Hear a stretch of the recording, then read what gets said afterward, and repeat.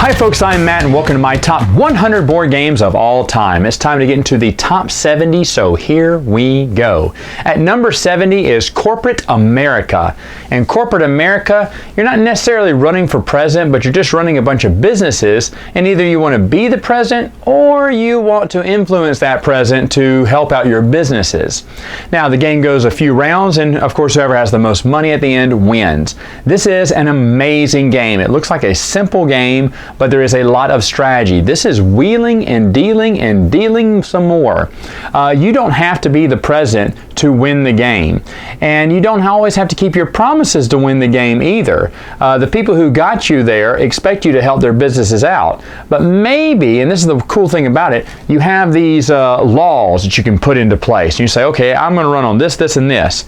And then when you get into office, they reveal a few more cards, a few more options. And maybe you don't do that other one you said because this one's really going to help out some of the businesses you own and put more money in your pocket. But watch out, because if they smell a traitor, a rat, you're not getting reelected. They're going to put their money somewhere else. Of course, you don't want to spend too much money in elections either, because it's money that wins the game. Such a straightforward, simple game. This game, when I first got it, I ranked it last year at number 97. Yeah, this one moves up 27 spots because the more I play it, the more we love it. There are protests that the president has no choice but to do that law, put that into law to quell the protesters. And of course, it's that balance of I need to get away with as much as I can, but also make my constituents happy. How can I do that? And it can sway too. At first you're pushing this guy for president, then you realize, man, he's getting way too powerful. Then you start teaming up with the other guy, so we need to be president, or we need to make some decisions here, start making our money. And it is an awesome, awesome negotiating game that I highly recommend. My number 69 is Desperados of Dice Town. In this prequel to the base game, you're basically rolling these die up to 3 times and trying to get certain matches on the die. Now you're trying to unlock all 6 of your bandits, and bandits look like these little coaster things, and you just turn them around as the number goes lower and lower, and then you unlock them, you'll flip them over. Well, when they get unlocked, they have certain abilities. Most of the times it's basically hitting that other person up for money and taking some of their money away. And of course, the first person to unlock all of their characters and have the most money wins. I've seen games where they've unlocked all their characters, but they don't have the most money because they've gotten hit a few times on money, so they have to keep playing a few more rounds until they can get those other players down to, low money in there. And money is like poker chips too. The game has nothing to do with Dice Town, in my opinion. It was called the prequel, but there's no really good story there.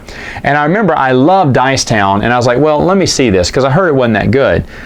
And now I have it ranked above Dice Town. What was it? The last year when I got this game, I put it up at it was 78. So it moved up 9 spots, almost 10 spots even. I don't know why. It's a great little game. It is push your luck a little bit as you're rolling the dice. You have cards that can manipulate die rolls or help, boost up certain actions, and the game plays fast, and it's a lot of fun, and it's so weird that it's better than Dice Town now. So if you like Dice Town, you've never given Desperados of Dice Town a try because it's a totally different game, I suggest you go get it, because I see this on clearance now for like $6. I'm like, yeah, $6 is well worth your money. My number 68 is Pollo. And Pollo, you are basically doing a little bit of area control, trying to upgrade certain things or get certain pizzas or get some money, and whoever has the most in vertical or horizontal rows will get the money on the edges of the board. So in a way, it's kind of like area control as well. And whatever area on the board you are, those are the actions you get to pick. There's these pictures, icons on the side of the board. And sometimes you play just because you want the coin in that row, or you play because you want that action, or you play because you don't want someone else to get that action. It's really ingenious how they did that, but that's not just the gist of the game.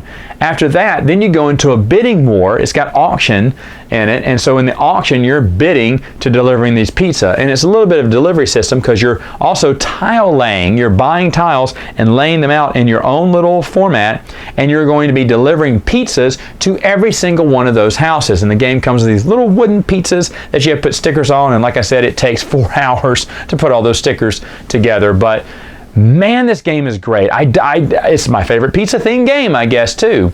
I love it so much, it moved up on my list. Last year, it was at number 76, so it moves up 8 spots. And that's just because the more I play it, there's just different facets of the game that I enjoy and love about it. It's hard to make sure you get all the pizzas right. Some of the tiles, you're particular about what tiles you want. You are also engine building as well, because the more pizzas you get delivered to, or different upgrades on your board can let you deliver more pizzas or buy more pizzas for a cheaper cost, or express deliver pizzas, meaning you can shoot a pizza anywhere on your board. You can also buy new pizza stores, so you won't have to travel as far down these pizza places. You can actually do a double turn, like you went down left, where you can also double back and go right on your turn if you have the power to do so. There's a lot about this game that is just wonderful, and I guess this game continues to surprise me and continues to please not only myself but my entire game group, which is why it's moving up on my list. And speaking of games moving up on my list, here's another one, Drum Roll. Drum Roll is a worker placement game. You are in charge of a circus act. You are traveling up to 3 cities, and each city has a specific type of act they like. Maybe it's with animals, maybe acrobats, maybe a magician, maybe something to do with animals. And so the whole time you're bidding on these performers, and then of course trying to get cubes, which basically turn into talent, to make them super talented so they can bring in more money, or actually more victory points, I should say. And the game has a cool mechanism where I think it's after 5 rounds, you have to vote so if you want to go any further. And on the, and people can vote. So if you think you're ready but no one else is, say, no, I'm not going to go. And I think that's on the last round. Everyone else would lose a point and you wouldn't, because they wanted to go an extra round. So you would get all the benefits of getting an extra round to fortify your show, make sure it's the best. You're also retiring these people for money as well, but you have to pay them too.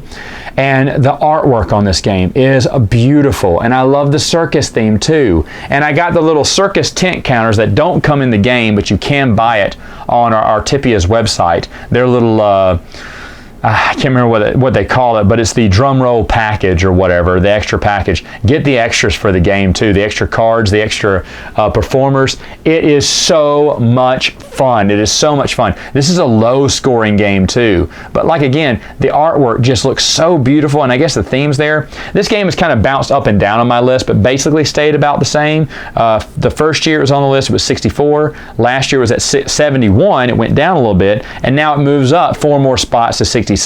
So I think I pretty much nailed where it should be around, but it's not moving, which as many new games I'm getting in my collection, that's incredible. So Drum Roll is another overlooked game, I think, that's easy to play, fun, has a great theme, very colorful game too. I think kids would love this, and it's worker placement, so hey, it's a winner for me. Continuing the trend of moving up is Expedition Northwest Passage. This is my number 66 here, and this game, you are basically moving to the Northwest Passage, making discoveries along the way, mapping out the way, discovering full icebergs can get you points, discovering certain things on those icebergs can get you points. There is a sundial that moves around the board, and it's a halvesy. The yellow part's summer, the bottom part is blue, so it's winter. And as it moves on the top of the board, the entire board can freeze over.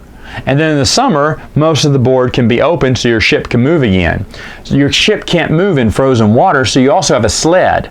But your sled can't move in the summer. It can move over water in the winter because it's all frozen, but it can't move anywhere. It's stuck on those little islands for the summer. So you have to have a good balance, and you have to balance how many meeples you want your crew. You have to divide your crew up into sled actions and boat actions after a while. They can't just all stay on the ship.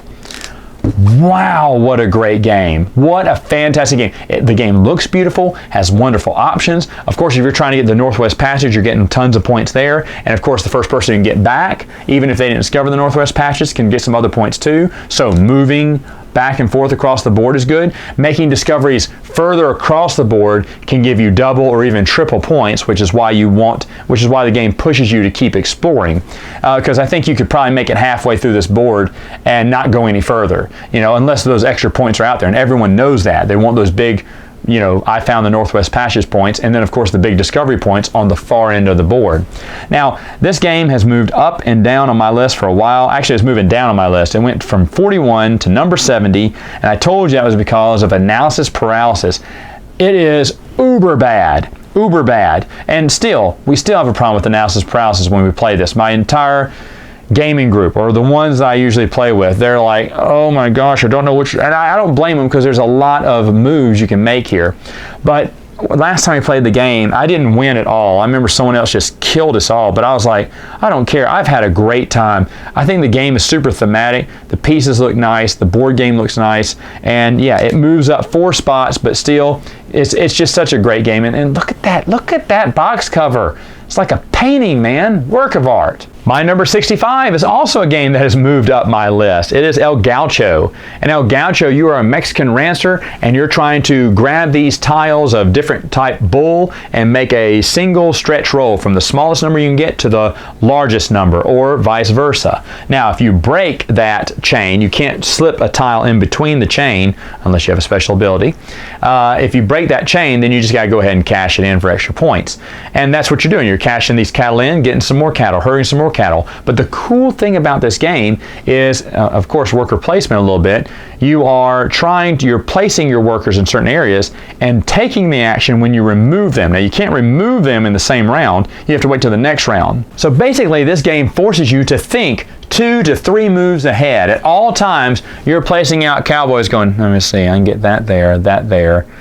Okay, I need someone there so I can make that move there. I mean, and there's a lot of interaction with the actions you can do. You can steal cattle from other people. You can, like I said, you can break your line and insert one of your cattle in there if you have the cowboy available. You can change the die faces if you have cowboy available. That's another thing. On the board is this, you put in this fence, this 3D fence there, and that's where you roll the dice into that fence. I think that's really good, cool too, and kind of thematic.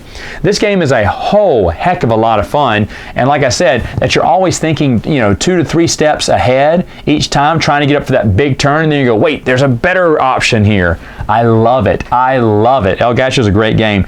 It was number 68 last year, so it moves up 3 spots. Not bad, not bad. Fun game, El Gaucho. My number 64 is Via Appia. Oh yes, Queen Games. You are back on my list again. Who knew, right? And Via Appia, you are paving the way to Rome, and how you're doing that is you're basically selecting these cards and getting coin or stone, most likely stone. Sometimes you need coin.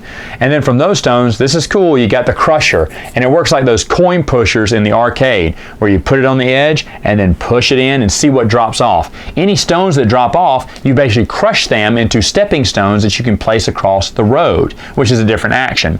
So of course, you're gathering cards, gathering stones to crush. Later on, you're crushing stones. And then later on, you're paving the road. Now, another action you can do is moving across the road, because the first one to Rome is going to get some big victory points. They may not win the game, but it is a race as well. And of course, you have to pay money to move down the road, which is why you need money. I love this. Everything benefits the other one. I mean, there's this perfect circumference where everything is just impacting every other movement you have. It is a great game to play. Very quick, very easy, very simple, very Queen Games. But every time I bring it out, everyone in my gaming group absolutely loves it. Absolutely loves it. I got killed the last time we played this, because also a majority, how many stones you build a majority of as well. Now, I'll be honest, there is a catch-up mechanism, because you're thinking, oh, Matt, this would be a runaway leader problem? No, because the first person to make it to the next city, they just made everything cheaper for the other people. And it gets cheaper as more people make it to the city. So you may not have had as much coin, but now you don't need as much coin to get across the road now that someone has traveled it. And I mean, yeah, it's a road more traveled now, so it should cost less, right? But anyway, another Queen game that is just Excellent. Love it. Now, this one did go down. It's not following the trend of everything going up here. It was 57 the first year it came out. It was 59, so it only dropped two spots there. And here it only drops 5 more spaces. So it is slowly getting pushed down. But folks, with all the new games I've added, that is not bad at all. Great game. My number 63 is the same 2 games that I had last year at 63. I think it's the only games that got ranked exactly even from last year. It's the Adventures, it's the Temple of Chalk or the Pyramid of Horus. If you put my feet to the fire, I say Temple of Chalk. But Temple of Chalk is basically your Indiana Jones style game where a big boulder's coming at you. You're trying to escape from these closing walls, run over lava, jump into rivers, but make it out before you hit the waterfall. You go over shaky bridges. And the whole time you're trying to collect as much treasure as you can, but you need to watch out because the more treasure you have, the slower or less actions you're going to have during the game. And then Pyramid of Horus is a little bit different. It's kind of like the Mummy the game because now you're making it into the pyramid, digging through sand, digging through the alligator pond, and opening up mummy coffins and trying to get treasure, avoiding the mummy's curse. Now there are other dangers in Pyramid of Horus like scorpions and snakes and of course alligator bites and mummy's curses that can really hurt you and slow you down the game. On top of treasure, but the whole time the pyramid is falling apart. You're randomly drawing these pyramid blocks, looking at the number and matching it on the board. And if it you can't go catty corners, so if it blocks the path to get out, you're done. That's it. You lost. Folks, I have never won this game, nor will I ever win this game. And yet it's still number 63 on my list. I love the game. Each individual character has their own ability. Once one person dies, yes, they can die at times. The second one will come in. I think that's in Temple of Horus, not in Pyramid of Chalk. But it's such a fun game, and it looks great. Everyone has fun. Again, there's high risk, high reward. You're trying to get some, in the first game, you're trying to get these idols, but it takes a while. It could take a few actions to unlock it, to bust through and get some big treasures.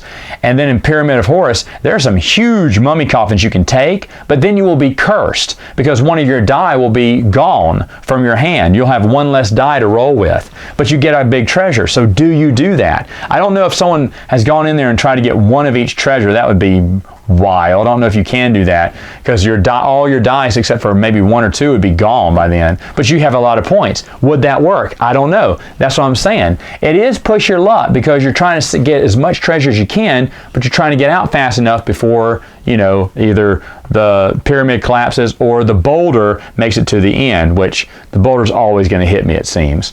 Again, even though I don't win, it's just such a fun game. I wish they do more of these. I guess they stopped after the second one because they didn't have any other ideas, but surely there's got to be more ideas for the adventurers. Now, when this came out, it hovered in my 40s. 3 years ago, it was 41. Then before that, it was 44. And then, like I said, last year it was 63. So it looks like it's staying at 63. That seems to be the right spot for it. Love it. The Adventurers.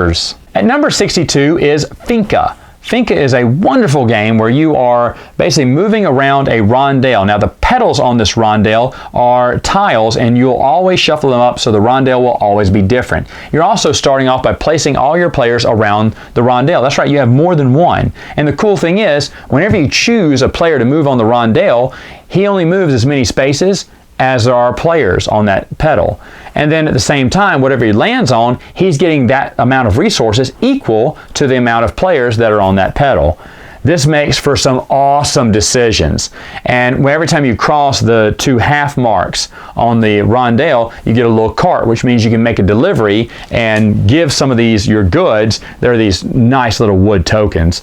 And you can give some of your goods to the people there and get the victory points on the tile. Now the tiles, I think, range from 1 to 6 victory points. Why wouldn't you just go for all the number 6s? Because, or maybe 1 to 7, I can't remember. Because there is a, if you can, set collection, if you get 1 of each, that's going to give you some big victory points. And then when you get to the bottom of any of these stacks, it flips it over and says, hey, whoever has a majority of this type of fruit. You don't even know what type of fruit it is until you get to the bottom, and then you realize, oh no, and it scores immediately. And that's what killed me in the last game. I lost big time because it just happened to be every fruit that we revealed was the fruit that I didn't have hardly any of, and the other person did. And it was a great game. And once X amount of Fincas are on the board, I think the game ends. But a wonderful game. I have played with the little mini expansion. It's fun, where there's rotten fruit and there's a little farmer. I can't remember what he does right now. We have played with that, but even just the base game would be fun. Now, I heard this game got reprinted. I think it did. And if so, folks, pick it up. Pick it up. Wonderful game. Great wood bits. Love Finca. Last year it was number 60, so it only drops 2 spots on my list, which isn't bad. And finally, at number 61 is Yui Rosenberg. Yeah, he made my list. At the Gates of Luoyang. At the Gates of Luoyang, wonderful game. You're a Chinese farmer. You are getting temporary customers that are one-time only. They can pay big sometimes. And then you have your regular customers who always ask for the same things. And they pay you more the longer you keep them happy. But you got to keep growing them vegetables. Every round you're producing a new field and you're trying to plant stuff there to fulfill all your contracts. Now there's a marketplace you can buy from. There are cards that can help you out, give you traders, or give you special characters that can do special things. And at the end of each round, whatever money you're getting in, you're also buying happiness. That's right, money buys happiness in this game because you're trying to go up the happiness track. Now I've never made it up to the tippy top, but I've come close before. It gets hard after a while. This is one of those games you're making peanuts at the beginning and then millions at the end. You can come across making a lot of money. And it does depend on what you plant and how you work your market and what you do. There's a lot of different strategies here. This is not your classic Yui Rosenberg game. I mean, this is a game that not many people talk about from his wheelhouse that I absolutely love. Absolutely love. There's only 2 Yui Rosenberg games on my list, okay? And this is one of them. Now, when it first debuted on my list a few years ago, it was number 28. I love the game. Unfortunately, there is my good friend who comes to a lot of my gaming nights, and he hates Yui Rosenberg. I feel for him because I don't like a lot of his games either, but I think this game's good. But because of that, it dropped to 53 the year before, and now it moves down 8 more spaces. I really think that's not because of him anymore, but even though he does hate the game, I think it's just because of new games getting on the list, but it's really done a fine job of staying almost where it was at. So At the Gates of Luoyang, wonderful, wonderful game. Check it out, especially if you don't like Yui Rosenberg. I think this is a game that you will enjoy. All right, gamers, that's all the time I have for now, but come back next time. We'll talk about 10 more games. See you later.